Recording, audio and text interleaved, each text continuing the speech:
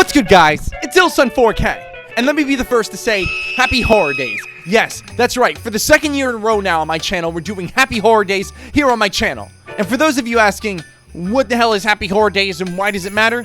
Well, Happy Horror Days is a month-long celebration of horror movies that take place on or around Christmas, and we're doing it big this year by celebrating a lot of other anniversaries since we're celebrating the second anniversary of this channel. And so we're going to kick it off right now with the 40th anniversary of our first film, Silent Night, Deadly Night. Yes, the original Santa slasher that really got things big, though it's not the original Santa slasher. Don't want to start that whole debate off. It's the original Santa slasher that got things big, and in addition to that, it's actually, of course, the first Silent Night, Deadly Night that kicked off a long-standing series that went well into the 90s, and maybe got a little too weird for its own good, but definitely wasn't afraid to try something new. But this is where it started, and it couldn't have started at a better time, because it was 1984 in the dead heat, no pun intended, of slasher mayhem, and this was just the right movie at the right time, with the right tone. It's got plenty of 80s cheese, it's got plenty of 80s gore, and it's really awesome, and it's just something you gotta see, because it's also got a somewhat clever plot that you can really enjoy and sink your teeth into. So again, thanks for watching. Make sure you like and subscribe to the channel, and stick around all month long for more Happy Horror Days horror movie reviews of horror movies that take place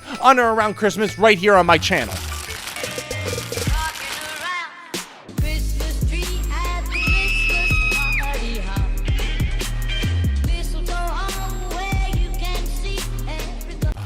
This movie's plot is actually kind of cool for what it is.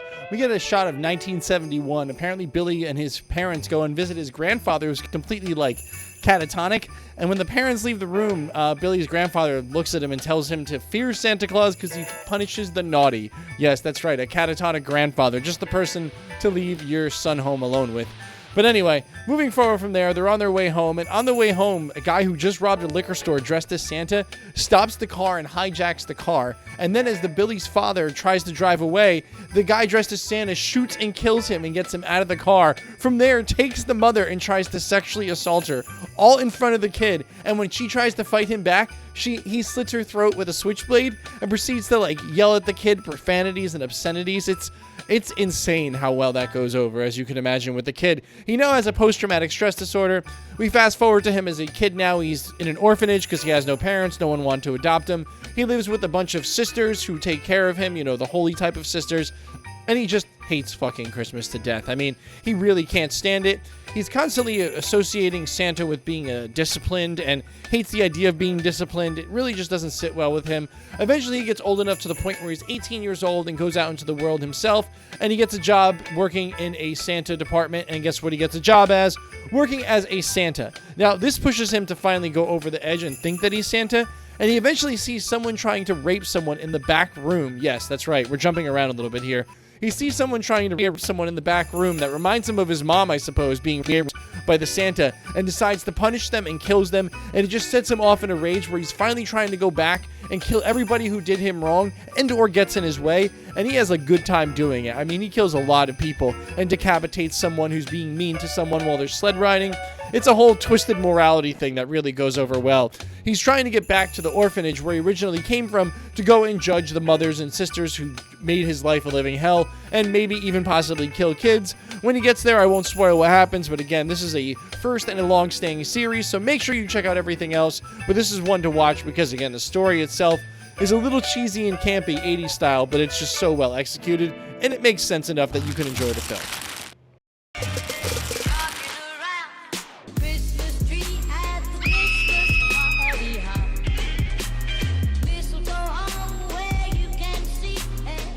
You know what's really fascinating about this film is it somehow manages to be like the perfect epitome of what a 80s slasher film is, while also somehow perfectly combining everything that makes an awesome holiday horror film a holiday horror film. I mean, there was a lot of holiday horror slashers in the 80s. I mean, a bunch of them. I reviewed some of them last year on this channel, and I've only done this for 2 years now. And last year, I think I covered at least 2 of them. And this year, I think we're doing 2. But nonetheless, this is a film that was absolutely just unbelievable for its time. This is the holiday slasher people talk about when they talk about holiday slashers from the 80s, and I can see why, because it's a pretty good horror film. It's easy to digest. It's not really bad. It's just, I can see why some people don't like it. Safe and sound, and I won't need no more on the warm side of the door.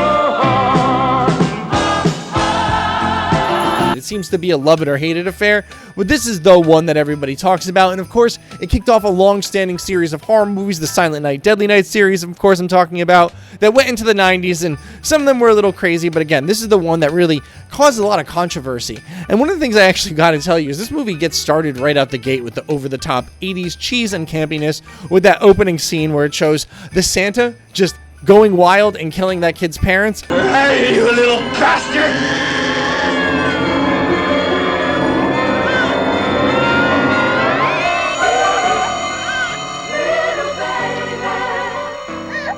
The acting in that scene is just, I'm sure if it was real life, I would absolutely be mortified, but it's just so perfect, the over-the-topness of him, the way he just maniacally yells and screams and talks to the young man, and it's just fucking awesome. It's everything that the 80s is about, and it's why you have to watch this film, because things like that just couldn't work in any other era that crazily except for the 80s. Another thing I gotta say is a really cool part for me is that toy store scene. You know, there's a lot of toy stores in this, and I guess they got the licensing from Mattel, I don't know, but I saw a lot of cool toys that I grew up wanting as a kid, including Castle Grayskull from He-Man, a bunch of He-Man playsets, some G.I. Joe. There were some girl toys in there too that were really popular at the time. You called to me the way he did before.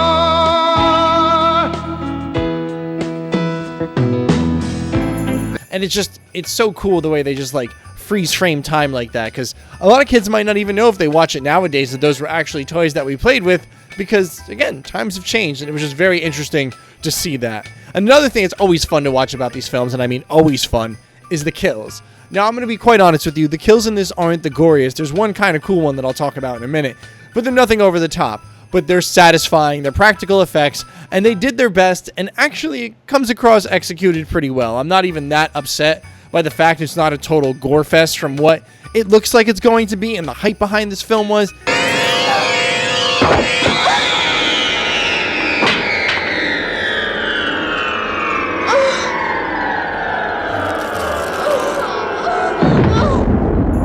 Christmas themed, I suppose you could say.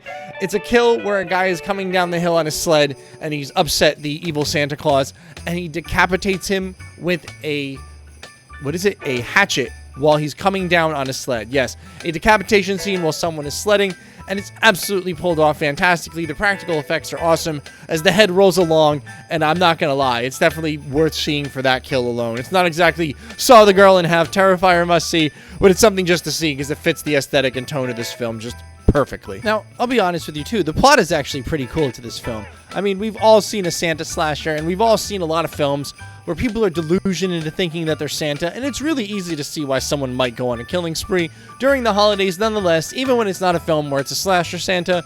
But this one's kind of cool. I mean, the whole PTSD, he hates Santa Claus and somehow has to ironically become Santa, really has this whole natural buildup that we're just waiting to see him finally snap and absolutely go apeshit and kill everybody. By the time this party's over, you'll think you are Santa Claus.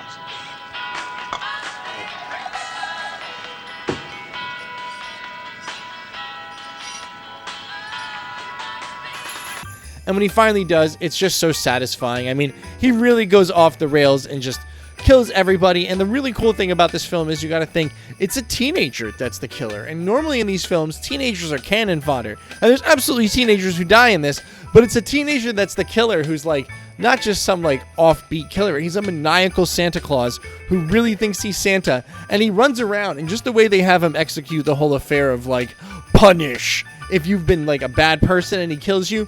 It's just a very easily conveyed message. He is Santa. He's going to ask you if you've been naughty or nice. And if you say nice and you can prove it, you're good. But if he sees you've been naughty, you're going to die. And he kills you. And I mean, again, he absolutely kills you. He's got an axe. He's got multitude of ways to absolutely off you. Have you been good? Or have you been naughty? Good. You haven't done anything naughty? No, Santa Claus. And another thing that's really fascinating is how maniacal and menacing he actually looks when he's just walking around. Not just when he's killing, but there's like scenes where you just see him walking, all disheveled looking and everything like that. And it's really fascinating how well they pulled it off and just made him look awesome. But at the same time, it's just perfect, because as much as I'm talking about him being scary, it's got that 80s cheese and campiness to it that just makes it completely almost impossible to take seriously while still taking it seriously. You know what I mean? But again, this is an iconic one, and I totally see why, and I absolutely suggest you watch it. We're doing something different this year, and also absolutely ridiculous in case the Santa Claus outfit can't tell you that, but we're actually going to take a look at some fun facts about these films that I've been reviewing that I might have missed or might not have thought about saying in the review, and now we can have a fun little section where we bring them up because there's some cool little things about this film that you definitely need to know. So let's take a look at the fun facts about Silent Night, Deadly Night that you might not know. Now, this film actually had a really bad theatrical run despite being a cult classic, so let's start off with the obvious everyone might ask.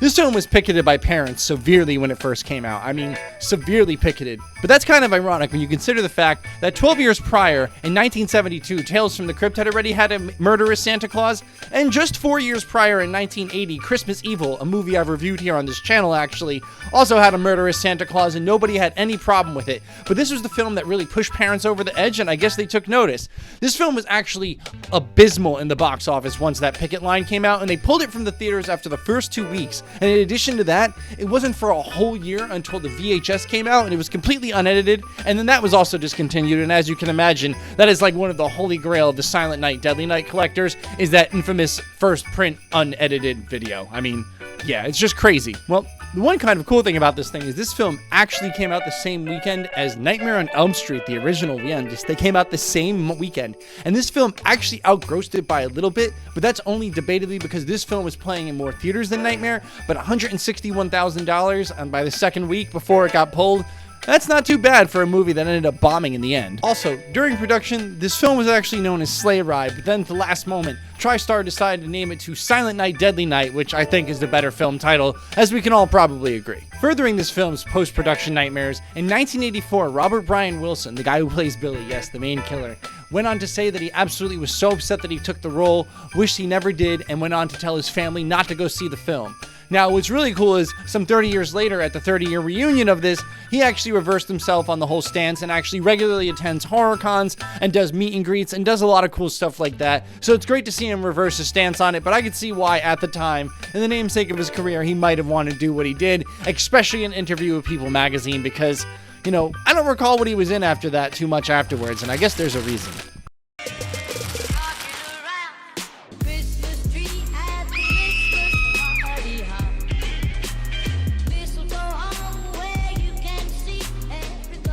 Now, I'll be honest with you, this is a film that I really did not see, but I had heard about my entire life. I mean, this is one of those films that was from when, like, I was a kid that was mad hyped up. I used to go to the video store with my dad and look through, like, the horror section before I was, like, old enough to actually rent videos, like, real young, like 5, 6, 7 years old. And I remember I used to see this videotape and be like, what's a Santa movie doing in a horror section? And like the tape cover looks a little questionable. It's Santa with an axe, you know, coming out of a chimney. But cartoons at the time, you know, once I turned it over and realized what it was a Santa movie where Santa was like a killer.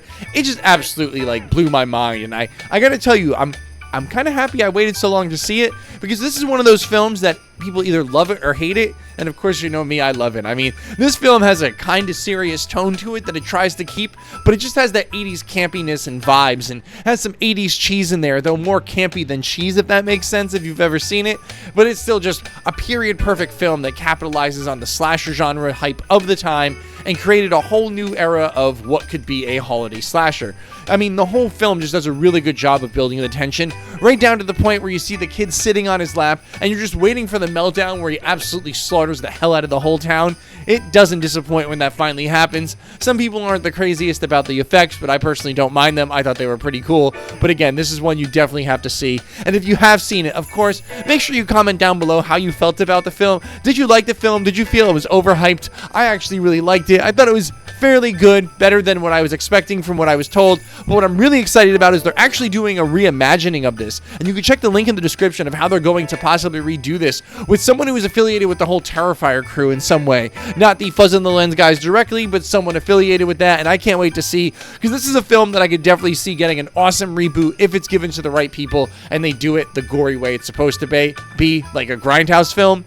Definitely would love that. But otherwise, guys, thanks for watching. Make sure you like and subscribe to to the channel. Make sure you stick around all month long for more Happy Horror Days horror movie reviews. And don't forget, every Thursday night, 9 p.m. Eastern Standard Time, twitch.tv/ILLTV4K, or right here on my YouTube channel, you can catch me in the scariest night and video game streaming out there, the Total Terrorathon Thursdays. And then Saturday nights, 10:30 p.m. Eastern Standard Time, same Twitch channel and same place right here on my YouTube channel. Catch me for the Spooktacular Saturday night stream, which of course is more horror streaming. And other than that, guys, don't forget, you're watching ILL TV, where if it's pop culture, you know it pops up here.